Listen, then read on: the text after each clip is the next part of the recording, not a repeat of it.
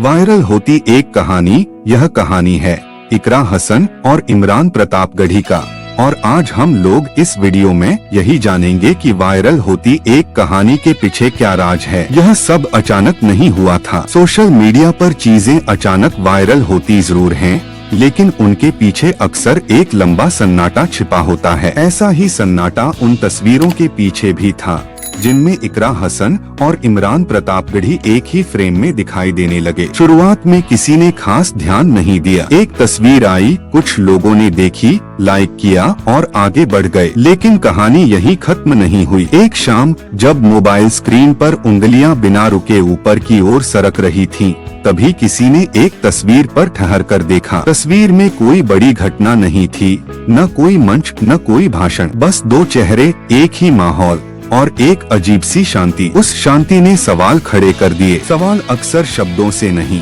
एहसास से पैदा होते हैं। धीरे धीरे वही तस्वीर अलग अलग प्लेटफॉर्म पर दिखने लगी। कहीं थोड़ी क्रॉप होकर, कहीं किसी कैप्शन के साथ, तो कहीं बिना किसी शब्द के। लोग अपनी अपनी समझ से उसका मतलब निकालने लगे। किसी ने लिखा, ये सिर्फ संयोग है। किसी ने कहा, नहीं, ये संकेत है। और किसी ने कुछ भी नहीं लिखा, बस तस्वीर को देर तक देखता रहा। इकरा हसन को लोग पहले से जानते थे। उनकी पहचान एक युवा चेहरे की थी जो भीड़ में अलग दिखता था। वहीं इमरान प्रतापगढ़ी का नाम सुनते ही लोगों के ज़हन में शब्द गूंजने लगते थे, तेज, भावुक और सीधे दिल तक पहुंचने वाले। जब इन दोनों की तस्वीरें एक साथ दिखीं, तो लोगों को लगा जैसे दो अलग दुनिया एक ही फ्रेम में आ गई हो। अगली सुबह तक तस्वीरें चर्चा का हिस्सा बन चुकी थीं। व्हाट्सएप ग्रुप्स में सवाल उठने लगे, ये कब की है, कहाँ की है, साथ क्यों है। सवालों का जवाब किसी के पास नहीं था, लेकिन सवाल पूछने वाले बहुत थे। सोशल मीडिया पर यही सबसे खतरनाक बात होती है,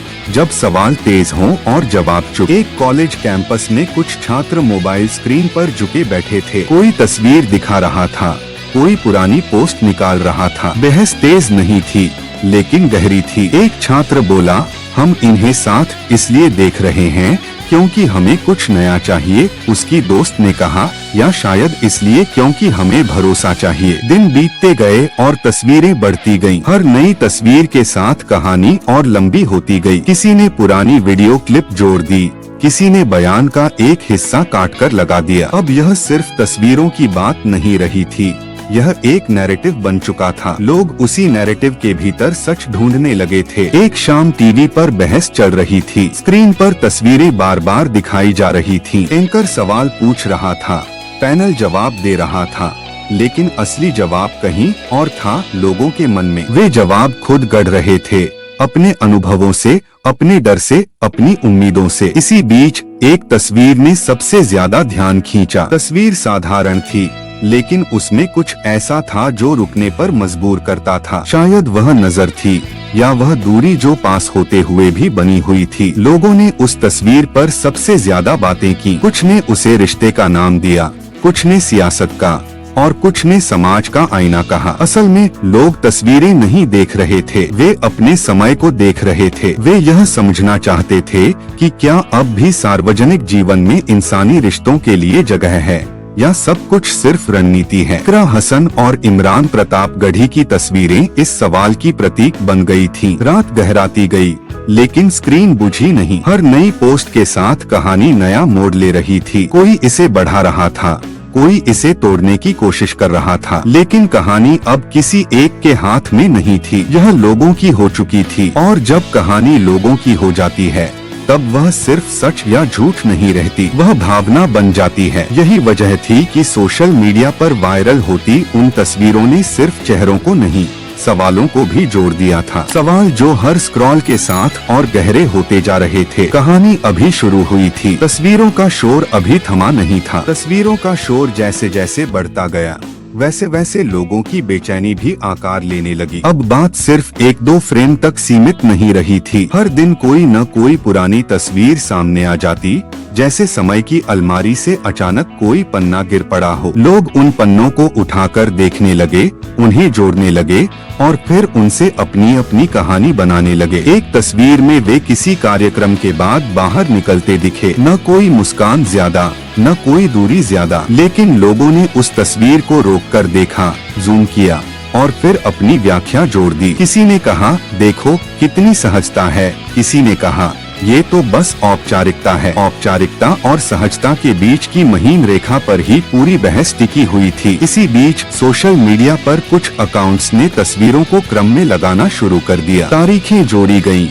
जगह लिखी गयी और फिर उन सब के बीच एक काल्पनिक धागा बुना गया। वह धागा इतना मजबूत लगने लगा कि लोग भूलने लगे कि वह धागा असल में कल्पना का है। जब किसी कहानी को बार बार दोहराया जाता है तो वह सच जैसी लगने लगती है। एक छोटे शहर में रहने वाला युवक देर रात तक फोन पर स्क्रॉल करता रहा। हर पोस्ट पढ़कर वह रुकता, सोचता और फिर आगे बढ़ जाता। आखिरकार उसने अपने दोस्त को मैसेज किया, तुम्हें क्या लगता है ये सब क्या है? दोस्त ने जवाब दिया, शायद वही जो हम देखना चाहते हैं। उस जवाब में सादगी थी लेकिन सच्चाई भी। किसी ने एक पुराना भाषण निकालकर उसमें से एक पंक्ति काट ली। उस पंक्ति को तस्वीर के नीचे लगाया गया और लिखा गया, सब कुछ साफ है लेकिन सच कभी इतना साफ नहीं होता। सच अक्सर धुंधला होता है और उसी धुंध में लोग अपने मतलब की आकृति देख लेते हैं। दोपहर के समय एक कैफे में कुछ लोग बैठे थे। टेबल पर कॉफी ठंडी हो रही थी और चर्चा गरम। कोई कह रहा था कि यह सब मीडिया की भूख है, कोई कह रहा था कि यह जनता की उम्मीद है। बीच में बैठी एक लड़की चुपचाप सुन रही थी। थोड़ी देर बाद उसने कहा, मुझे लगता है लोग तस्वीरों में खुद को ढूंढ रहे हैं। सबने उसकी तरफ देखा लेकिन किसी ने जवाब नहीं दिया। तस्वीरें अब भावनाओं का माध्यम बन चुकी थीं। कोई उनमें साहस देख रहा था, कोई जोखिम, कोई सादगी तो कोई साजिश। हर नजर अपना रंग लेकर आती थी। सोशल मीडिया का यही सच है, यह आईना भी है और रंगीन कांच भी। एक रात अचानक एक नई तस्वीर सामने आई। तस्वीर साधारण थी लेकिन उसका समय असाधारण था। जैसे ही वह पोस्ट हुई, मिनटों में सैकड़ों प्रतिक्रियाएं आ गईं। कुछ ने तारीफ की, कुछ ने सवाल उठाए और कुछ ने चेतावनी दी। लेकिन सबसे ज्यादा वे लोग थे जो बस देख रहे थे, बिना कुछ कहे। शायद वे समझ रहे थे कि हर बात कहने लायक नहीं होती। घर के एक कमरे में टीवी चल रहा था, समाचार पढ़ा जा रहा था लेकिन स्क्रीन पर बार बार वही तस्वीरें घूम रही थीं। माँ ने चैनल बदल दिया। उसने कहा, इतनी तस्वीरें देखकर भी अगर सच समझ में नहीं आ रहा तो शायद सच तस्वीरों में है ही नहीं। उसकी बात सुनकर बेटा कुछ देर चुप रहा, फिर उसने फोन साइड में रख दिया। रात के सन्नाटे में भी नोटिफिकेशन की आवाजें आती रहीं। हर आवाज एक नई व्याख्या लेकर आती थी। लेकिन कहानी अब सिर्फ तस्वीरों की नहीं रही थी। यह कहानी लोगों की बेचैनी की थी, उनके भरोसे की और उस खाली जगह की जिसे वे भरना चाहते थे। सोशल मीडिया पर वायरल होती तस्वीरें दरअसल एक खालीपन की ओर इशारा कर रही थीं। एक ऐसा खालीपन जिसे शब्दों से नहीं, एहसास से भरा जा सकता था। लोग उस एहसास को पकड़ने की कोशिश कर रहे थे तस्वीरों के सहारे, और इसी कोशिश में कहानी और गहरी होती जा रही थी। तस्वीरें बदल रही थीं लेकिन सवाल वही था। कहानी अभी आगे थी और शोर अभी खत्म नहीं हुआ था। रात के सन्नाटे में अब तस्वीरें भी थकने लगी थीं,